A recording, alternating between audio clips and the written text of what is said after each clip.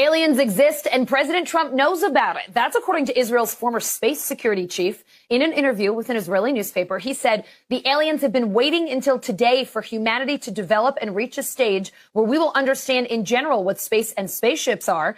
NBC News chief global correspondent Bill Neely explains this one. Hi, Alison. Well, this is quite a story, and it comes from the man who headed Israel's space security program for nearly 30 years. Chaim Eshed is making the extraordinary claim that the United States and Israel have been in contact with a group of aliens for years. Not immigrants, but extraterrestrials.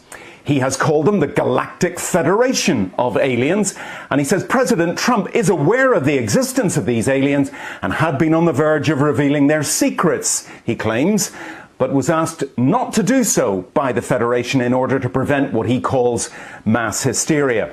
Well, the retired general says the US and Israel have kept it from the public because, quotes, humanity isn't ready and the aliens don't want to reveal themselves until humanity can evolve, he says, and understand what space really is.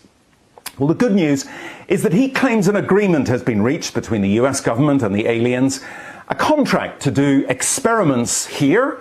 There's also, he says, a secret underground base on Mars where there are American and alien representatives. Now, this former head of a branch of Israel's defense ministry is 87. He was very well respected, at least until now. And he said all this in an interview with an Israeli newspaper in Hebrew, but it's really taken off after parts of it were published in English by the Jerusalem Post today.